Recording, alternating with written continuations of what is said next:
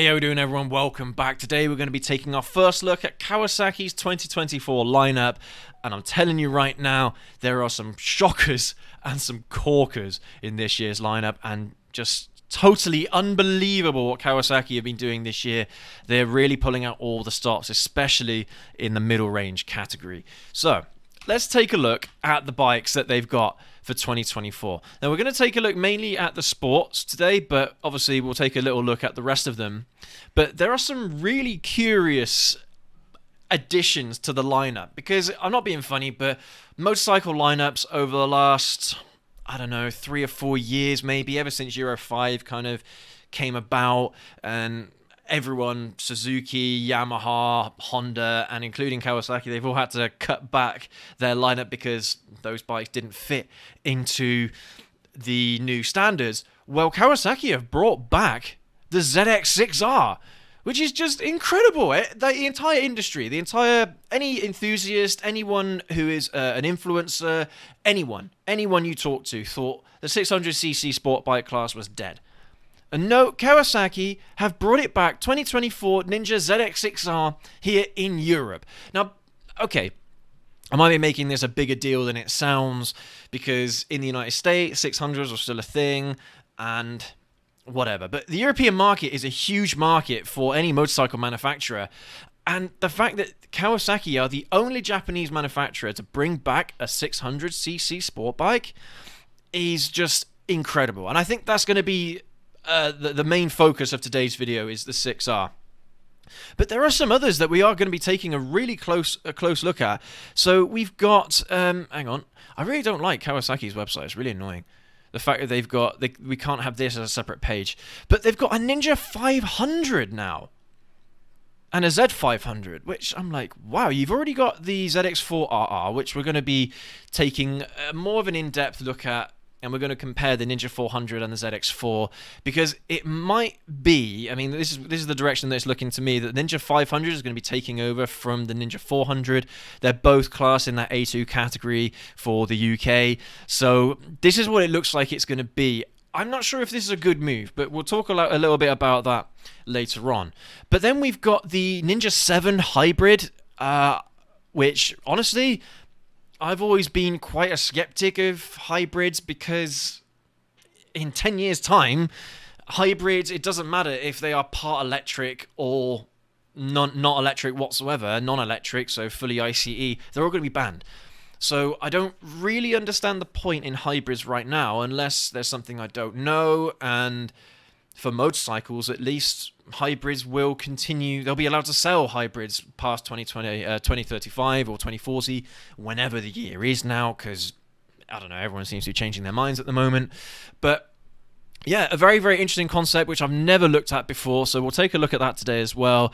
And just a first impressions kind of thing on a lot of these new bikes. But it's incredible what they've done here.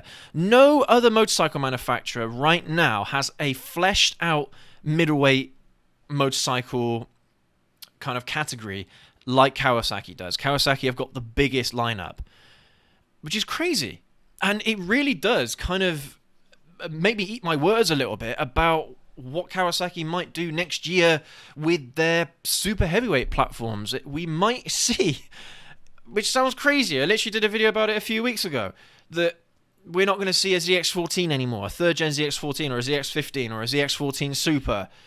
We probably won't see that, but this has given me hope that maybe, just maybe, Kawasaki might be looking at a third generation ZZR 1400 or some new platform in that super heavyweight category as a result of this lineup right here, which is just blows my mind. Anyway, let's take a look first at the new 2024 ZX6R. So, I mean, in terms of design-wise, it's looking very similar to previous generations. I think the last time they were selling this was in 2021 from memory here in the UK. It might have been the end of 2022. I can't remember. But it's looking very, very similar. It's still the 636cc engine that it has had for, the last 20 years now, something like that. Well, it's going to be a different engine, of course, but in terms of displacement, the displacement is the same. £10,500. That's probably more like £11,000 on the road, I imagine. So quite an expensive bike, to be honest with you. Quite an expensive bike. But remember that 1000cc and 600cc traditionally were the flagship motorcycles of a manufacturer. All right, so that's why these are a little bit more premium. I mean, how much is a ZX10R these days? Let's have a little quick look here. No, we don't want the ZX10RR. We just want the ZX10R. How much is this these days? Okay, yeah, quite a significant bump up in price, but cheaper than Honda's SP Fireblade, cheaper than I think a Yamaha R1 as well, or maybe in a similar price range. And I think Suzuki's Gixxer 1000 was a similar price to this when it was available. Now you can't buy it anymore in the UK, which sucks. That was such a massive disappointment when that news came about. But yeah, so £10,500, pretty much standard. I imagine that's going to be a similar amount in euros, maybe 11 grand in euros, something like that. Right, let's have a look at the spec sheet. So 636cc inline 4 liquid cooled 16 valves, so pretty much the same. Pretty sure that's the same compression ratio as well as the previous generation, producing 130 horsepower, pretty much 129 PS. I don't know what that converts to in horsepower, but it's pretty much 1-to-1, I think. So 130 horsepower at 13,000 RPM, 69 newton meters of torque. Yeah, that's about average to what 600s have been producing over the last 10 years, maybe 15 years. So it's had no loss in performance. No loss in performance, and it fits within Euro 5 standards. Just incredible. The fact they've been able to make this happen. It brings back so much hope for the industry. You have no idea. The motorcycle industry for the last 3 years, in Europe anyway, has been dire. Manufacturers, they've been trying to, they've been trying to work within the rules to try and recreate what a 600 could do, and all of them have really struggled, at least doing that within emission standards. So Yamaha here in Europe were really pushing their R7, which is not an R6 by any stretch of the imagination. So it's a 2-cylinder versus a 4-cylinder. It was never going to be something that competed against the R6, all right? It's really funny, isn't it, how Yamaha's kind of naming scheme. You've got the R1, top dog. Then you've got the R7. Then you've got the R6. Then you've got the R3. People think it's in that order. And then the R125, of course. But it's not. It's actually R1, R6, R7, R3, then R125. That's how good the 600cc platform is, or at least that's how much it's been developed over the last 20 years. And so it's very difficult to beat a 600cc motorcycle. The only bikes that can are 1000s and up. Simple as that. So I find it absolutely fascinating how, even though Kawasaki have got the ZX4RR and the Ninja 1000, of course, the ZX10, that they also were in the background investing in a new ZX6R platform. Absolutely fascinating. And maybe the fact that the extra displacement that this motorcycle platform has had over the last 20 years, maybe that's what's helped them bring this bike back from the dead. I don't know. But it's massive news, absolutely massive news. And anyone who is a motorcycle enthusiast, especially a sport bike enthusiast, you're going to be over the moon with this. And the thing is that 600cc, even though there's going to be loads of them on the used market, and this might not seem all that important because, I mean, you're paying through the nose for a new motorcycle, so you might as well buy used. Where are those used bikes going to come from? They're going to come from people that are buying brand new. And the issue that I was thinking to myself is that in the next kind of 5-10 years or so, 600cc bikes are going to skyrocket in value because there's no new supply to what's the word, to satisfy the demand, because these bikes, honestly, the 600s are popular bikes, more popular than 1000s in a lot of ways, because you've got more usable power for the road and all that, blah blah blah. There's a lot of people out there that think 1000s are too much. There's no point, because I mean, for God's sake, you can do 70 mile an hour in first gear in a lot of these bikes, and to be fair, you can do that with a 600 as well, but you're going illegal speeds in such a ridiculous short amount of time that people prefer to have that sporty experience on a smaller bike than on a massive one, because, like I was saying, a lot of people think there's no point. But what is interesting to me is, as I was saying, that they got the ZX4RR, which is an inline 4, and basically is just a smaller version of this. A smaller version of the ZX6R in every way. High revving, really high revving engine, loads of power at the top end, really sporty ergonomics, sporty suspension, all the mod cons with the suspension adjustment and all that stuff. And they had a replacement in Europe. They had a replacement for this motorcycle, and they still brought it back. Maybe they thought that the ZX4 isn't going to hit the same market that this bike does, and to be fair, this bike produces nearly double the horsepower, I think, of the ZX4RR. Let's have a gander. Yeah, 77 horsepower, nearly double. So there is probably a lot to be desired then with this platform. I mean, for God's sake, you're losing more than 200cc of displacement. That is a lot. That's massive. I mean, the difference between a 125 and a 300 is absolutely huge. So you can imagine that when you've got a similar amount of displacement going into a bike that's bigger, you're going to get even more power. You're going to get even more of everything. So it does make sense in some respects. But a ZX4 motorcycle, I think, is a fantastic idea. And small bore 4s are really interesting motorcycles because, again, you're getting that really sporty experience without running the risk too much of going over speed limits everywhere you go in first gear. I'd be curious to see what the top speed is of the ZX4RR actually in first gear, because it might still top out at 60 mile an hour, which just seems crazy. But the compression ratios are quite similar actually. 12:9 to 1, 12:3 to 1. Interesting. Maybe that's a higher compression ratio, but just because it probably revs a lot higher. But yeah, just fascinating, absolutely fascinating, and I'm so happy that Kawasaki can make this happen. It's huge news, and it might set bar for every other manufacturer, maybe every other manufacturer, because Kawasaki at the moment are monopolizing this market. Simple as that. They've got a 400cc sport bike, a 400cc sport touring bike, a 500cc sport touring bike, a 600cc sport bike, and not to mention all the naked variants of those as well. It's just crazy. There's so much selection to choose from now within Kawasaki's own roster. Absolutely fascinating. I'm over the moon. But let's take a look at some of these other bikes here.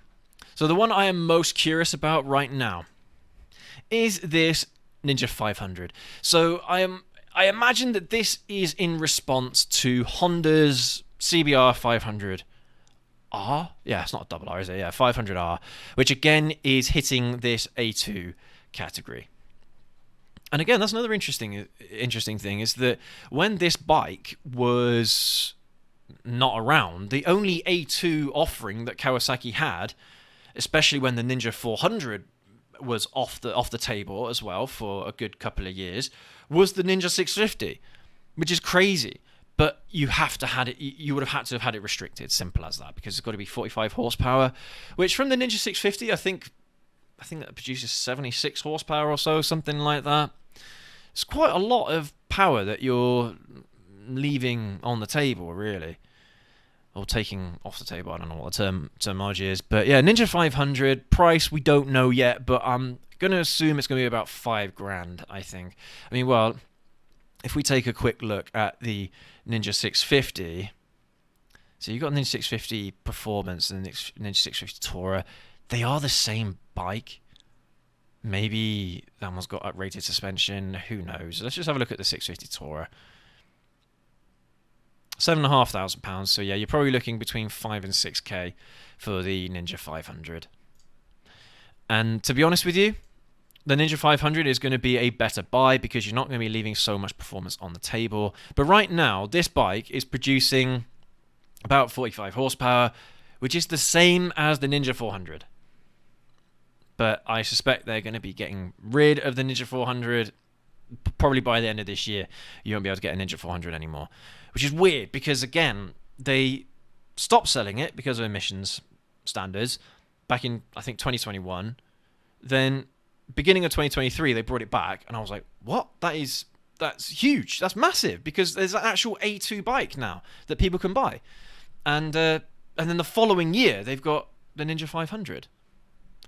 It's going to be a very similar experience. It's going to be sport touring. It's going to be handlebars. Look, you can see the handlebars here are going to be quite high up. The foot pegs are quite low down. It's going to be really relaxed. Again, it's going to be a 2-cylinder. I mean, the difference here, I suppose, is going to be in the torque. So, see, displacement 451 cc. That's not hugely different to the Ninja 400. Bit of an odd choice there, I think. It would have been nice if they bumped it up a little bit more. They got that extra 1cc of displacement there just so they could put that 500 branding, because I'm pretty sure that Honda's CBR 500R is a higher displacement than this. I'm not. Don't quote me on that. I'm just going from memory, but yeah, 45 horsepower, maximum torque 42.6 newton meters. That's a nice amount of torque on a motorcycle that weighs. Are they going to tell us how much it weighs here? I can't see it here on the spec sheet. No, it doesn't say how much it weighs wet. A little bit disappointing, but if, for example, it weighs a very similar amount to the Ninja 400 and it's producing more torque, then this is going to be a more fun bike than the Ninja 400. But we'll check out the Ninja 400 right now, because why not? We can do a direct comparison between the two as it stands. And you never know, you might be a rider looking for an A2 bike. Well, is it worth, because you're paying a little bit less for the Ninja 400 as well, by the way. Yeah, what's the difference there in price? I've got to try and get to the main page again. Oh, it doesn't say. Doesn't say. Kawasaki need to be hitting this price range, 6k for the Ninja 500. If it is any more than that, you might as well get a Ninja 650. And I don't know if they actually offer restrictions, a restricted bike from the factory, or if you've got to get that done yourself after you've got the bike. I don't know. That's an interesting thing as well, because that's probably going to add a little bit to the cost if you're expected to do it yourself. Anyway, right. So we'll go to specs on here. We'll go to specs on the Ninja 400. I'm telling you right now, I'm not expecting there to be much difference. All right. Same 4-stroke parallel twin. Exactly the same. Parallel twin. Right. 37 newton meters of torque. 45 horsepower. The same amount of horsepower. And not that much difference in torque. Ooh, okay. Yeah. I don't see the point in this, to be honest with you. You've got all that displacement and you're not using it to the best of its ability. That's why I wasn't too happy with Honda's A2 motorcycle, because, again, you've got so much displacement. It's not adding any extra power. You might as well have a smaller engine that revs up a little bit higher, that is engineered to provide more power, because clearly 400cc bikes and 300cc bikes for that matter can produce this amount of horsepower, that amount of torque. So what's the point in increasing the displacement? I bet you it's all for just sales, because it sounds nicer, isn't it? If you're on an A2 bike, it sounds nicer to say you're on a 500cc as opposed to a 400cc, even though the performance is pretty much the same. And I bet you 0 to 60 between the Ninja 400 and the Ninja 500 is going to be exactly the same. Yeah, I don't see the Ninja 400 lasting in 2024. I mean, they still say here Ninja 400 2023. So this is going to be the last production year of this motorcycle. I'm pretty sure. But very, very interesting. So we'll take a look at this one now, and we'll compare it to the Z500, which, again, if you are if you're looking at a naked instead, let's have a look. Z900. I've got to have a go on a Z900, man. But again, they've got rid of the Z1000. I mean, they've got the 1000 SX still, which is exactly the same bike, but with more fairings. But to be fair, again, though, you're running into the same issue where you got a Z900 producing very similar power numbers to the Z1000 from back in the day. Is there much point? Maybe not. Right, so again, you've got the Z400 and we've got the Z500. Z500 SE. I love these cinematics from Kawasaki. They make all their bikes look insanely cool, don't they? That's a nice looking bike, to be fair, and in terms of size, it looks like a big bike. I think maybe that's one of the issues that A2 riders were having, is the bikes look small, but these actually look like big bikes. This looks a very similar size to like my ZH2, which is double the engine, double everything. So yeah, maybe I don't know. Maybe the Z500 will be all right. We'll have to wait and see what reviewers, when they pick up this bike, what they think. I'm hoping that I will be able to have a go on either the Z500 or Ninja 500 or both. I really want to have a go on these bikes to see whether or not there's anything interesting about them that makes them worth buying. So I pretty much guarantee it's going to be exactly the same. Yeah, it is exactly the same. Exactly, everything is exactly the same. 45.4 PS, 45 horsepower, 46 horsepower, 45.4 PS, 42.6 newton meters of torque, 42.6 newton meters of torque. Yeah, exactly the same bike. Maybe there is a slight difference in the way the suspension has been set up, maybe, but for the most part, look, even like the way the seats are laid out are exactly the same. Yeah. Yeah, the only real difference is where the the wing mirrors are, but exactly the same bike, just without fairings, basically. Okay, so there is going to be no difference between these two bikes. It's all a case of what you prefer in terms of looks. Personally, I do like the look of the Z series. I always have, but I'm a sport bike guy, so I do like the sport fairings, in all honesty. But in terms of performance, you're getting exactly the same thing either way. That's not always been the case, but in this particular example, they're exactly the same. Right, so let's take a look here. Yeah, because they've got some wicked colour schemes. We've kind of discussed this colour scheme before, and it's really funny. When I did that video, I was like, well, you're not going to see it on the ZX14, you're not going to see it on the ZX6R, because they aren't available here in Europe or in the UK.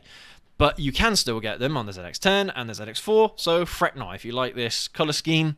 But lo and behold, now you can get it on a ZX6R as well. Gosh, that's wicked. Right, so let's have a little look at this Ninja 7 Hybrid.